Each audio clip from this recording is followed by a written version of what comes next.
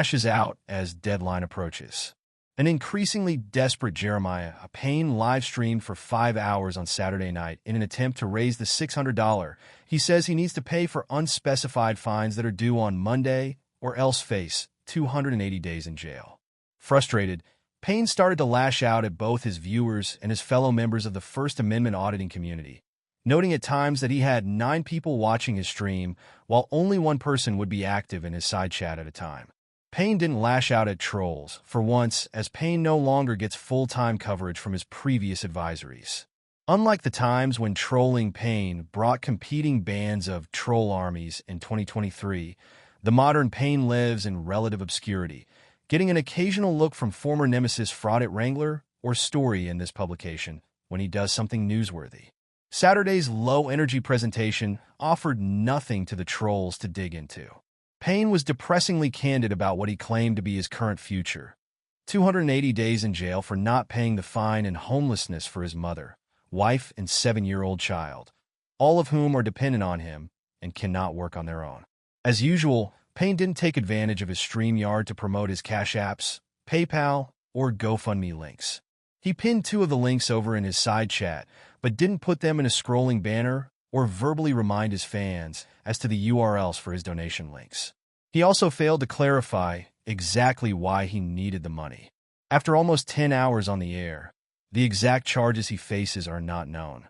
Only Payne's assurance that he needs $600 immediately to pay a fine or else he'll go to jail for 280 days on Monday has been offered, and sadly, that's not enough in this day and age to spur donations based on Payne's past history of deception. Payne achieved great fame in 2023 after he and his wife Samantha were arrested during a live stream from their hotel for outstanding warrants after a tip-off from a viewer to police. Payne left his stream going after he was arrested, and fans in Looky Loose were treated to a weekend of the camera featuring the empty hotel room. Jose "Chili" DeCastro immediately attempted to help Payne by raising money to bond both he and his wife Samantha out of jail, but Payne refused further help from DeCastro. Eventually, Payne would denounce DeCastro's help in a public statement, leading to DeCastro ending all help for the Paynes in the future. Saturday night, Payne again lashed out at DeCastro and others in the First Amendment auditing community. He claimed that he had reached out to all the big names: Josh Abrams, James Freeman, DeCastro, Lackluster, etc., and no one responded to his plight.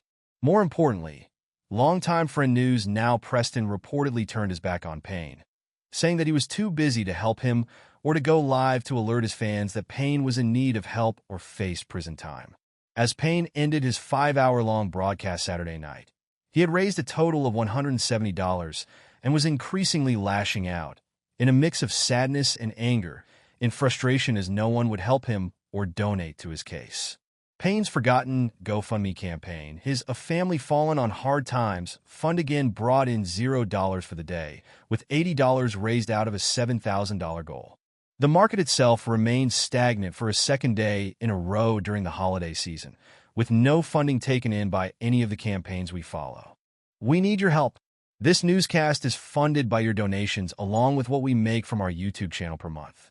While we did achieve full monetization on YouTube, we still need help to get through monthly expenses and keeping the lights on to bring you the paper and the newscast each day. If you can afford it, please consider donating to the GoFundMe run by this very channel. All donations literally go to keeping the lights on, eating, and writing news stories to feature here and on ReallyCoolSite.org. If you can't afford to contribute, please watch the advertisements on our videos and like, share, subscribe, and comment. You can help by doing next to nothing, and we thank you in advance for pitching in.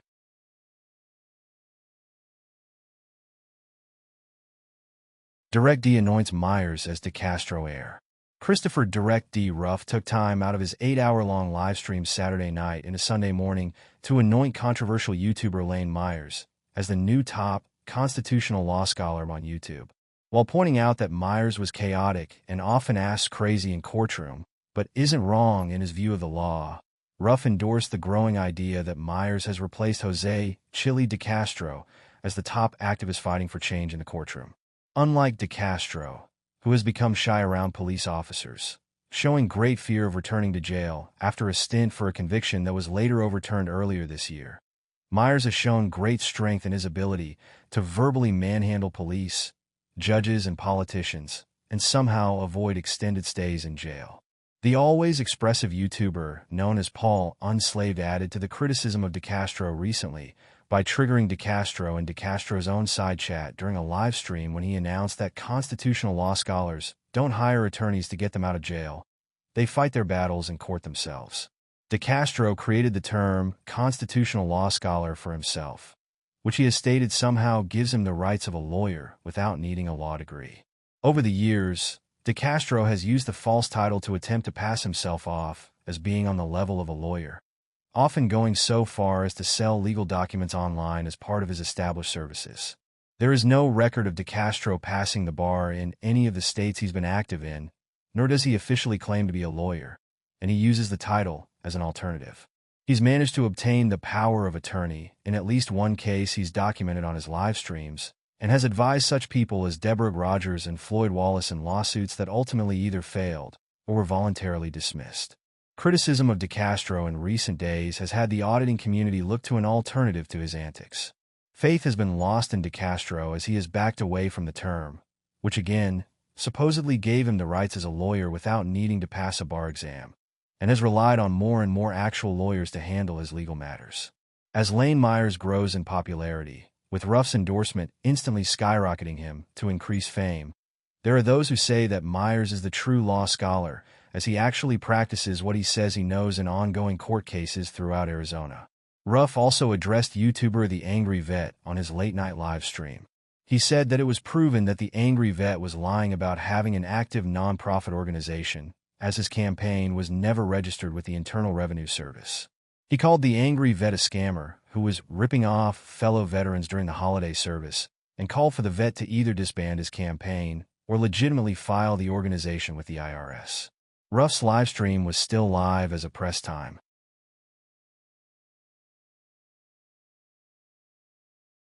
DeCastro labeled incel after adult video-themed stream. Jose Chili DeCastro challenged the idea that he had gone soft and relinquished the title of edgiest First Amendment auditor to rival Lane Myers Saturday night by holding a live stream focusing on sexual content involving corrupt cops.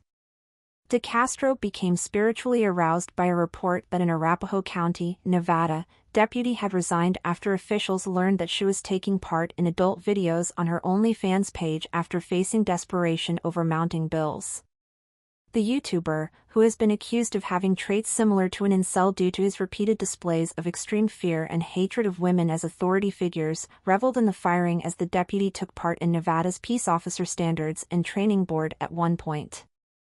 DeCastro is currently suing the Las Vegas Metropolitan Police over his March 2023 arrest, in part, claiming that the training standards for police in Nevada encourage negative outcomes and abuse of the public. Viewers were also disturbed by DeCastro's focus on a recent Kentucky case where a judge was gunned down by a sheriff for allegedly running his courthouse like a brothel and his alleged involvement in an adult activities for favors scheme. DeCastro's lurid and disturbing reaction to both stories was deemed gross and weird by viewers as he visibly enjoyed reading both stories, again, apparently mentally stimulated by showing police wrongdoing.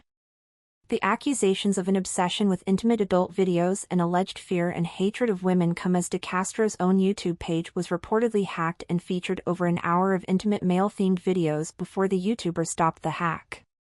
While DeCastro claims that the hacking was from an outside source and that YouTube agreed with him and restored his channel, there are those who point out that DeCastro was desperate for attention and goodwill at the time of the alleged hacking.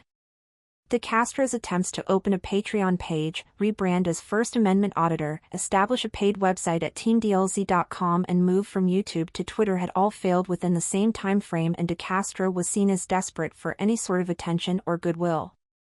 To many, an outside person or group hacking DeCastro's account maliciously just doesn't make sense, as DeCastro himself was at his lowest point and was spiraling out of control due to continued failures. If anything, the hack has brought sympathy to the YouTuber, which he has failed to capitalize on, as he has put all of his recent efforts into building his Constitutional Law Scholar board game, which he promised to have available for Christmas, instead of live streaming. DeCastro did not live stream on Sunday as is expected to have a limited streaming schedule until he completes his board game efforts.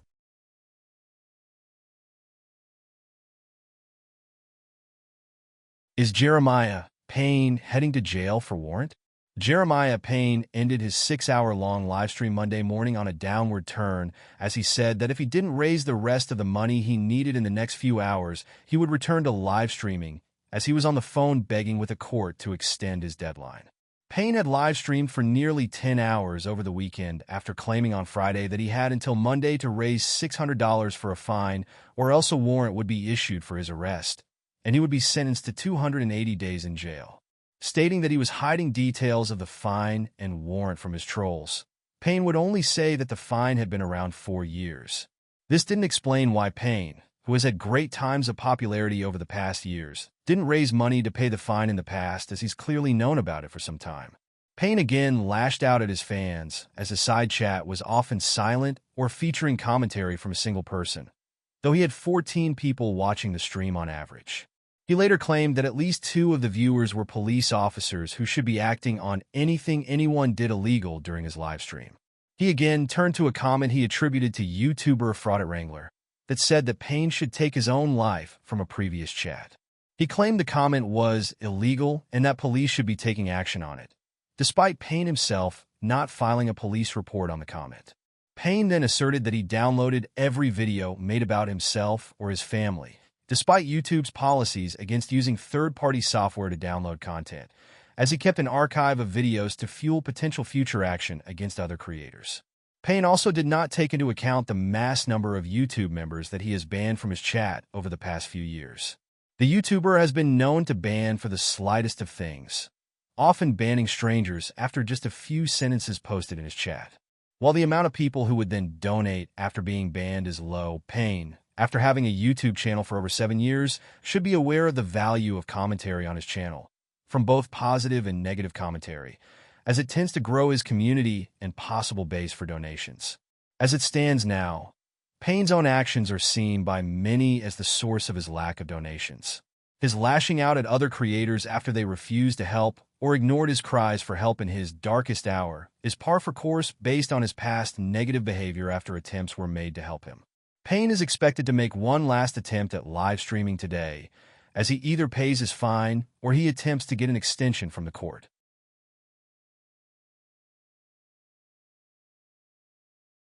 DMA gets wishy-washy over channel deletion.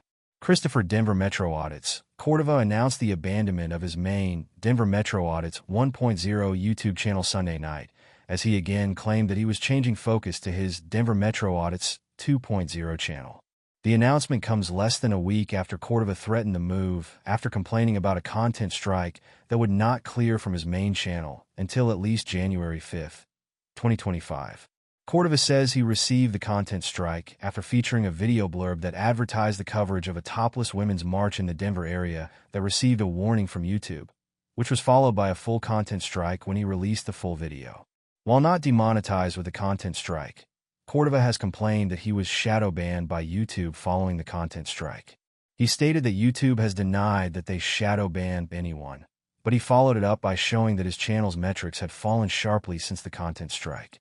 The YouTuber also took no blame for his own actions that may be hurting his metrics, as Cordova routinely sets live streams to private status immediately after ending each stream.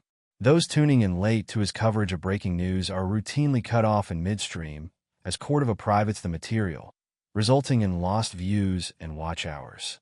Cordova deemed that videos that bring in under 14,000 views, $98 total at YouTube's current estimated rate per 1,000 views, were below him and not worth the time and effort put into making the videos. Even a recent YouTube short, which he claimed went viral, did not bring in enough money to justify its existence, according to Cordova. The YouTuber directed all of his viewers to move to his Denver Metro Audits 2.0 channel, which is not currently monetized, for all new releases in the future. However, Cordova could not explain how he'd make money off of those releases as again, the channel has yet to achieve monetization on YouTube.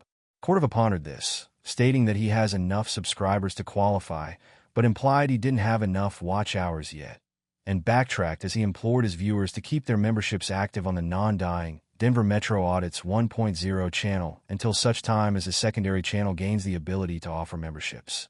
Cordova will not be deleting his Denver Metro Audits 1.0 at this time, and will apparently keep it active enough to maintain watch hours and monetization in the future.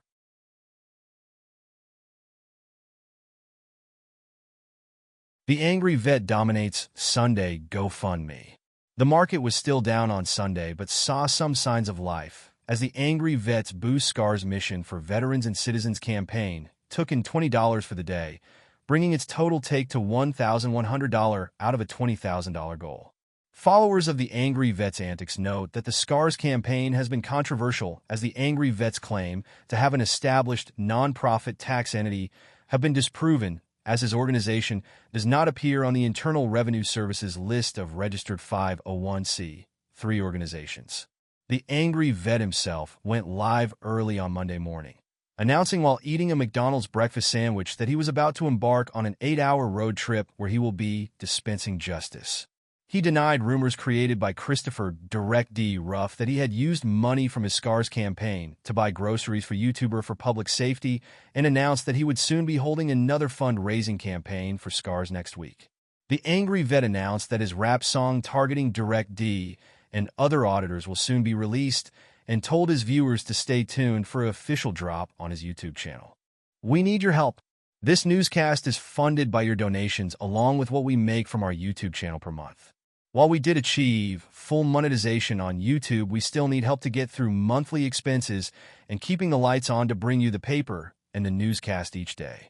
If you can afford it, please consider donating to the GoFundMe run by this very channel. All donations literally go to keeping the lights on, eating, and writing news stories to feature here and on ReallyCoolSite.org. If you can't afford to contribute, please watch the advertisements on our videos and like, share, subscribe, and comment. You can help by doing next to nothing, and we thank you in advance for pitching in.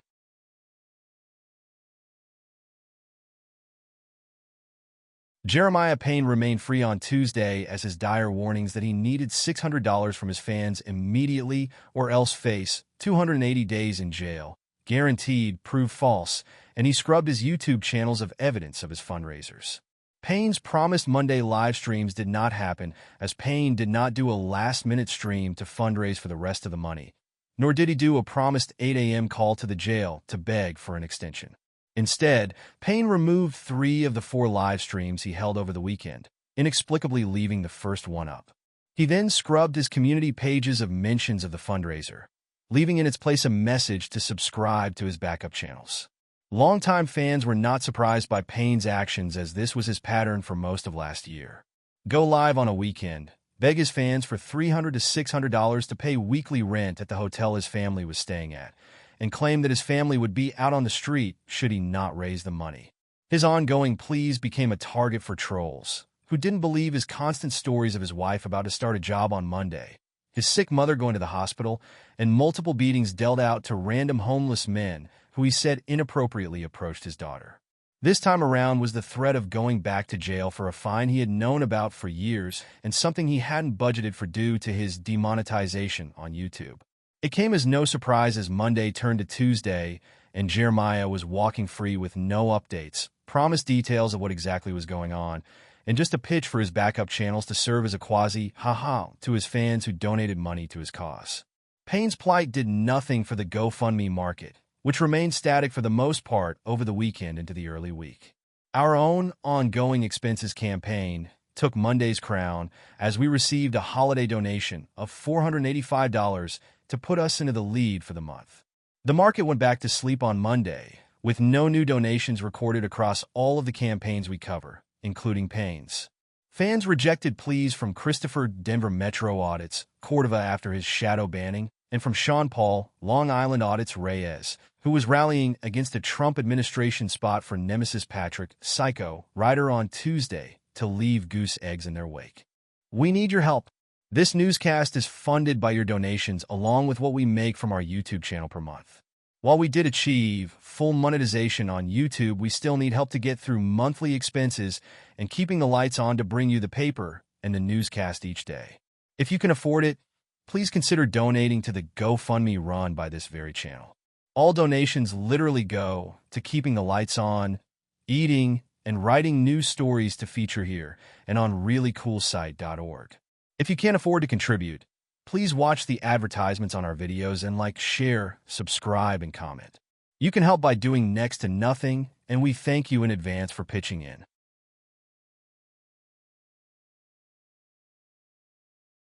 Carolina in Fort Worth canceled her scheduled interview on Tuesday with YouTuber BZ Watchdog, leaving the YouTuber to recap the first day of Carolina's trial for resisting arrest on his own.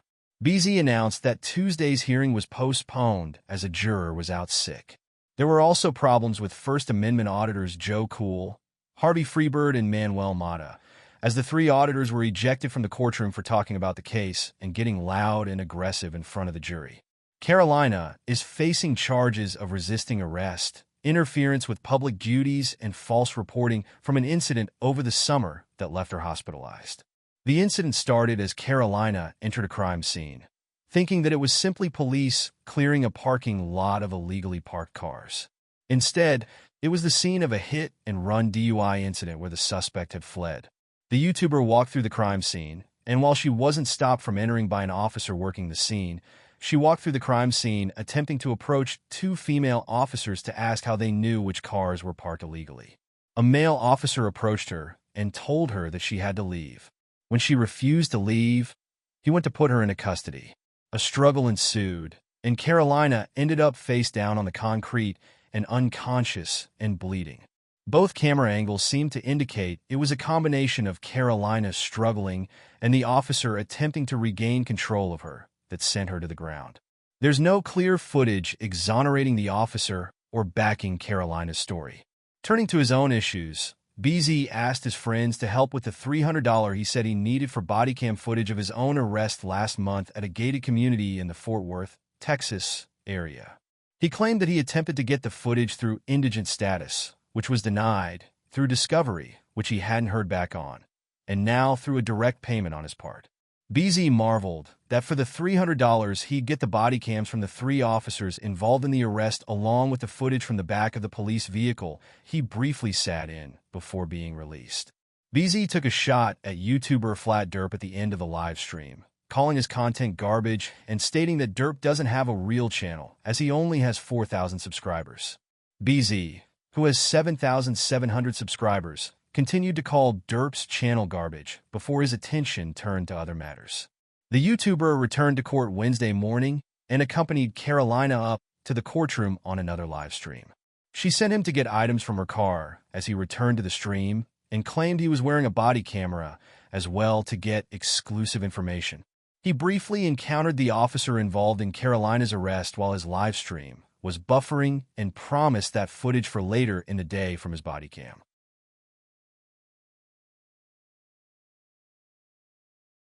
Myers strips to celebrate loss in Tucson City Court. Lane Myers celebrated another day of harassing and abusing prosecutors in the Tucson City Court on Tuesday by performing a striptease on camera while getting high and singing about a prosecutor's cats.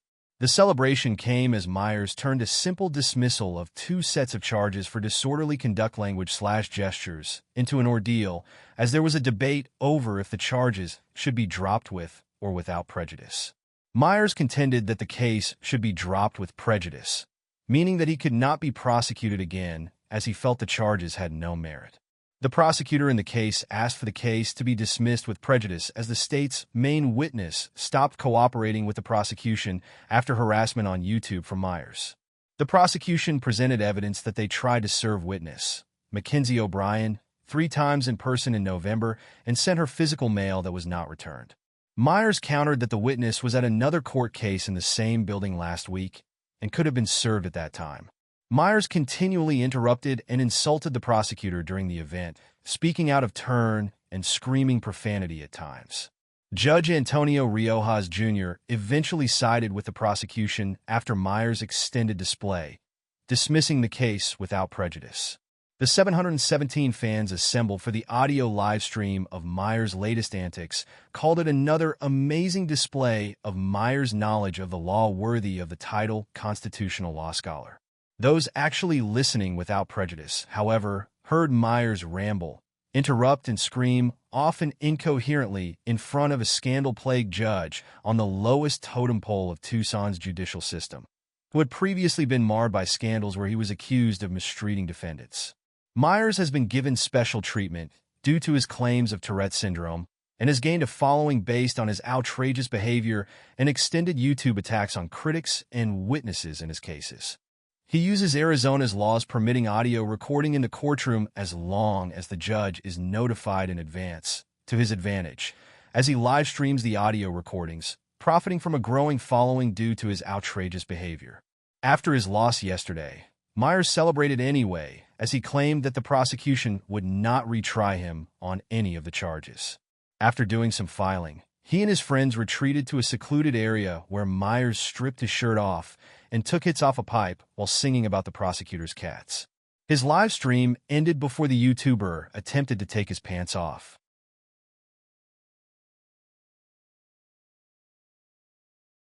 Delete Laws cancels Jeremiah Payne fundraiser? More controversy erupted Wednesday night as Jose Chili de Castro's planned fundraiser for Jeremiah Payne failed to materialize, and Payne himself failed to address the ongoing controversy on his own Wednesday night livestream.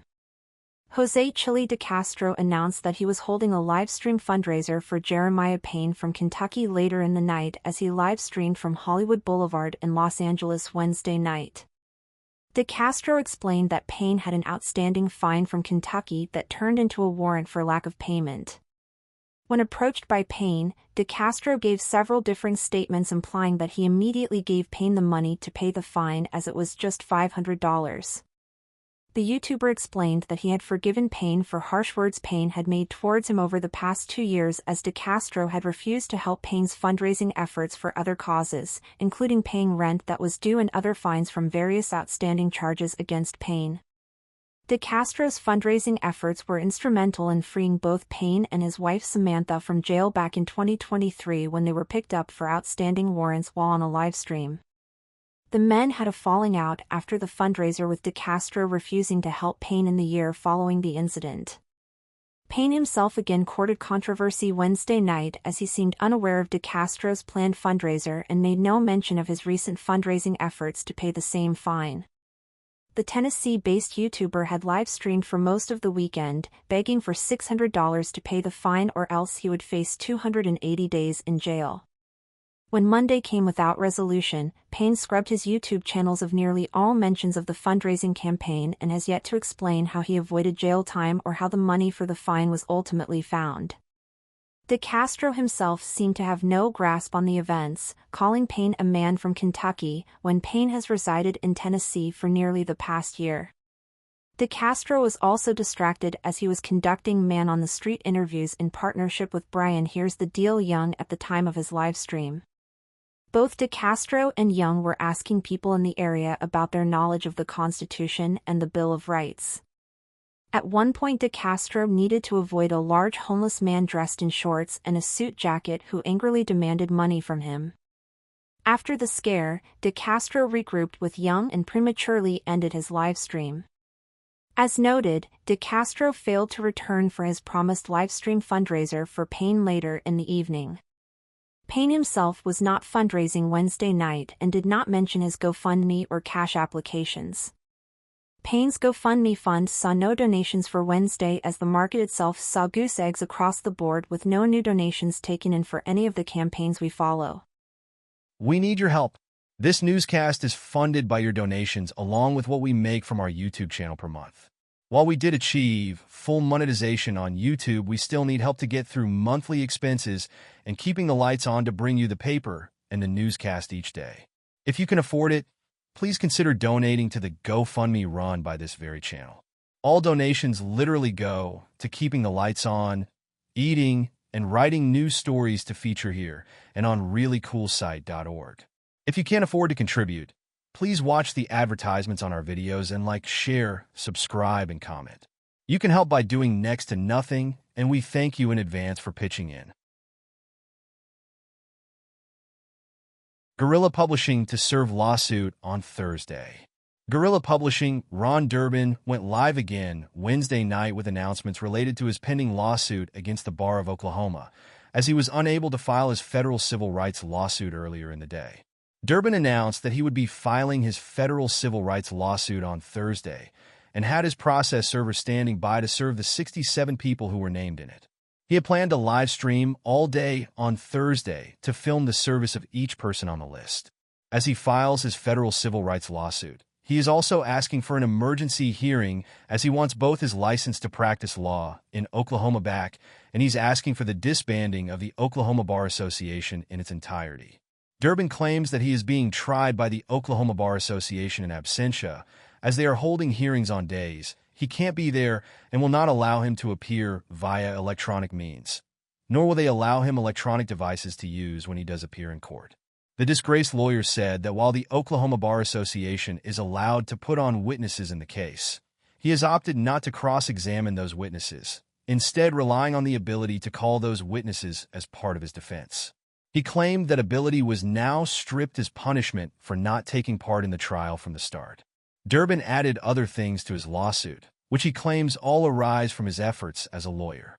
This includes Oklahoma's 7% excise tax on MJ and the requirements for MJ businesses to buy bonds from the state to protect those businesses. He pledged that he'd take the case all the way to the Supreme Court, if need be, and had named all of his enemies in the lawsuit as well to punish them for taking shots at him while his license was suspended. Durbin went on to claim that his license was suspended as he was using his rights as an American to criticize the police and that he was being punished for leaving a letter in the Oklahoma governor's office telling the governor to fuck off. He said that he did not give up his rights to freedom of speech or freedom of the press when he became a member of the bar. The YouTuber had yet to go live as of press time.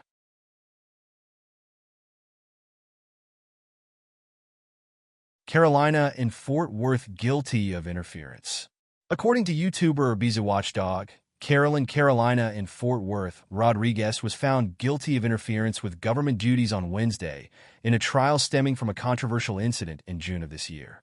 Rodriguez was originally charged with false alarm or report, interference with public duties, resisting arrest, search, or transport, and evading arrest detention from the incident, where she entered a crime scene and briefly refused to leave before being taken to the ground by police, resulting in extensive injuries to her face and arm. There was controversy as two videos of the scene were released, one showing an officer taking Rodriguez down with what appeared to be extreme force, the other showing Rodriguez pulling away and moving forward as she was being taken down. Rodriguez hit her head when she was taken down and was unconscious on scene. She was treated overnight, and mass protests were planned against the Fort Worth Police Department, but failed to materialize as only Christopher Denver Metro Audit's Cordova arrived from outside the area to help with the protests. Local protests were also hindered as the Fort Worth City Council went on a planned summer break after holding a single hearing investigating the incident. By the time they came back from break in August, the incident was largely forgotten and the outrage over the incident had dissipated. The prosecution of Rodriguez moved forward, with the resisting arrest, search, or transport and evading arrest detention charges dropped as she went to trial this week. As previously reported, the first day of her trial was delayed as a juror called in sick on Tuesday.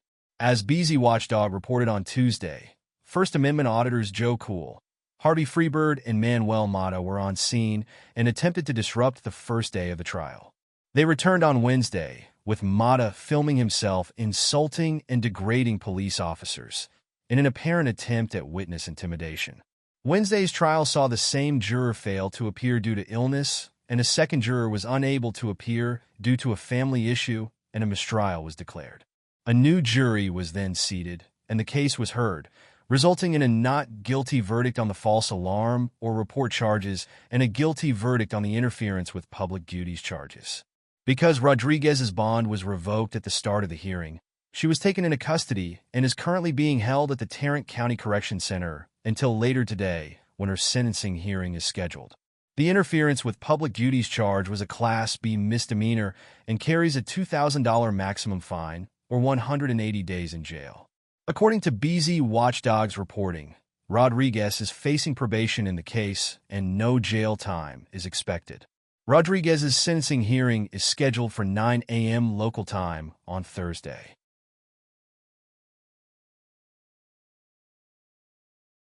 Carolina and Fort Worth picks jail time over probation. Carolina and Fort Worth, Rodriguez chose to serve 30 days in county jail rather than go on 30 days of supervised probation as punishment for her conviction of one count of interfering with public duties on Thursday. According to BZ Watchdog, who was in court for the hearing, Carolina chose jail time as she was sentenced to 30 days, given credit for 3 days' time served, and was expected to do 7 to 10 days due to overcrowding in the jail. The alternative, again, would have been 30 days of supervised probation, where BZ reported that she would have had to follow strict rules imposed by the court, including staying out of trouble and a ban on interacting with police during that time. She essentially chose jail as probation would have stopped her from auditing. BZ was joined by Harvey Freebird and Manuel Mata on the broadcast, and the trio went straight into conspiracy theories based on their conjecture about what really happens with the Fort Worth police. Freebird noted that the charges related to resisting arrest and trying to flee the scene were dropped in order to protect the police from charges of excessive force. BZ stated that during the sentencing portion of the trial that police detectives said that excessive force was used on Rodriguez during the arrest but was drowned out by the other panelists. Also drowned out was BZ's attempt to pitch that Rodriguez needed $15,000 for an appeal, which he started to get into again, before being talked over by the panelists. The panel devolved into another hour of the three shouting conspiracy theories at each other to see who could shout the loudest. During that time, Mata promised that he'd win a civil lawsuit against the Fort Worth police now that he can add Rodriguez's conviction to his evidence. Mata has claimed that he had a history with Rodriguez's arresting officer, who arrested him for crossing the street in the past. Mata, Freebird, and Joe Cool all attempted to confront the officer before hearings in the trial earlier in the week. BZ Watchdog courted controversy before the sentencing hearing got underway as he sat in the lobby, recording jurors as they entered the building. BZ identified each juror as they went through security and gave out what he knew of their background as they passed in front of his camera. The YouTuber recently lost his job at Uber, following his arrest that he filmed while attempting to do an Uber pickup in a gated community in Fort Worth. BZ blamed the trolls for reporting him to Uber and has been promoting a drop-shipping product line while requesting donations from his fans for support until he finds another job.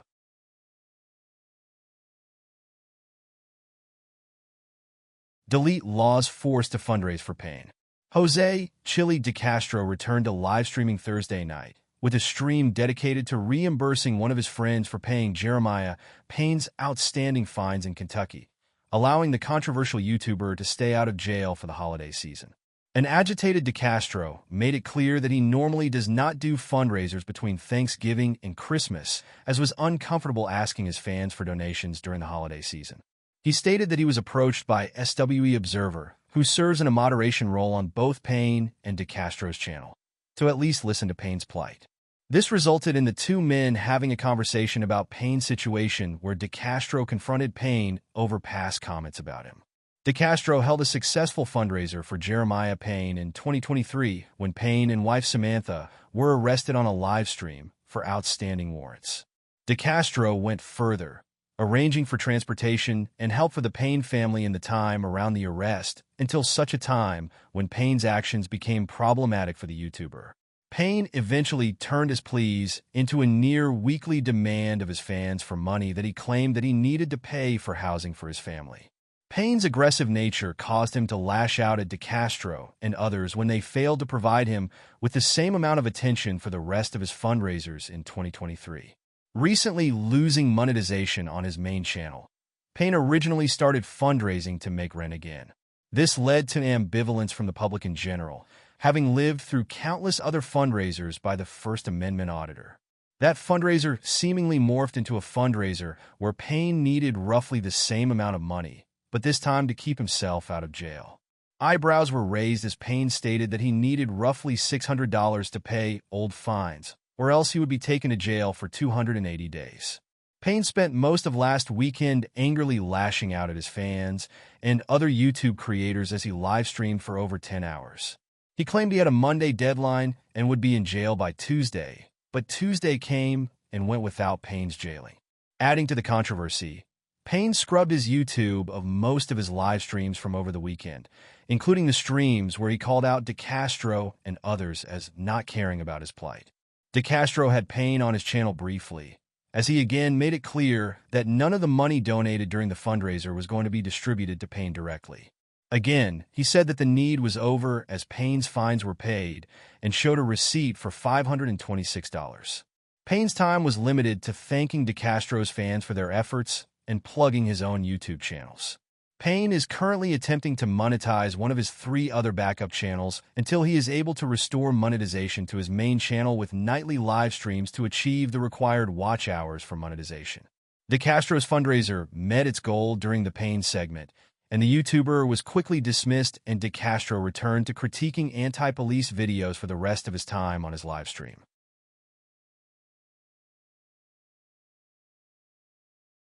Craig Hendry in dire straits as market collapses. In a recent live stream, Jose "Chili" DeCastro stated that he didn't like to hold fundraisers between Thanksgiving and Christmas, as it tended to be a stressful time that people didn't have a lot of extra money to contribute due to the holiday season. DeCastro's observations seemed to be true, as the market was completely dead, other than a wonderful contribution by our hate watcher for most of the week. Thursday and Friday continued the trend, as no donations were observed to any of the funds that we follow. Things are especially dire with Craig Hendry, as his attempts to raise the money for his appeal of felony harassment charges out of Vermilion County, Indiana, have failed. This seems to be due to both a lack of effort to promote Hendry's crowdsourcing campaigns and a growing sense of apathy from his supporters. While Chili DeCastro claims he's putting money into Hendry's commissary books each week, Hendry himself hasn't released a statement from jail in weeks, nor is he using both of his popular YouTube channels to promote his causes. For someone who claims he needs over $15,000 to fund his appeal, Hendry is doing little to promote his causes, as he is staffed to maintain his YouTube channels while he's in jail. As it stands, it's been 18 days since the last donation to his fundraiser for the $15,000 needed for his current appeal. It's been 9 days since the last donation to his general to support Craig's work fundraiser. DeCastro may be Hendry's only lifeline while in jail at the moment, and it's strange to see a lack of effort on his part to get the word out about his plight, as again, he has a social media team in place and the ability to do updates while imprisoned. Hendry is due to be sentenced on December 17, 2024. We were recently called out by YouTuber Flex Your Freedoms on our YouTube channel for only having 400 views on a recent video and 4 begging for donations on every article and newscast we produce. It's true that we're a tiny YouTube channel that focuses on daily newscasts about First Amendment auditors and strange men who dress up as their grandmothers. We do ask for support from our viewers and readers to make providing the news financially viable. Like it or not, part of that process is running the ads that appear in our market coverage articles. We'd be hypocritical if we didn't promote our own GoFundMe campaign in our own articles featuring the crowdfunding market, as it's the same advice we give to those we cover in said articles. But, to address Flex's criticism, we promise we'll do better. We'll try to spruce up our articles with the same zeal and zest as you do, as you've inspired us to put on a grandma outfit and parade around on camera. Rededicate ourselves to providing the best journalism around for our readers, our haters, and our future contributors. For that, all we ask of you is to pay attention for the next 30 seconds. Journalism is not free. Both ReallyCoolSite.org's daily newspaper and our daily newscasts are funded by your continuing donations and what we make from our YouTube AdSense revenue each month. If you'd like to contribute to help us keep the lights on, eating, keeping the cats fed, and writing new stories to feature on both the newspaper and newscast each day, we do have a GoFundMe set up at the address on screen right now. If you can't afford to contribute, please watch the advertisements on our videos, like, share, subscribe, and comment. You can help by doing next to nothing, and we thank you in advance for pitching in.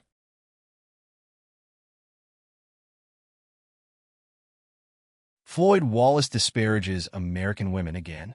Floyd Wallace's Friday afternoon livestream was marred by bored fans, a lack of any substantial donations to his causes, and an announcement of yet another delay in his trial for interference in Oklahoma. Wallace's stream opened with the YouTuber outside, essentially walking around the block near the Airbnb he's been staying at in Columbia. He took random abuse from his audience, which swelled to over 120 observed viewers during his live stream, rivaling recent numbers by former Wallace mentor Jose Chili de Castro. As usual, Wallace was attempting to solicit donations to his ongoing fundraising campaigns. According to his side chat, Wallace still owed over $100 in probation fees, which he has failed to mention in the few live streams that Wallace hasn't set to private status on his YouTube channel.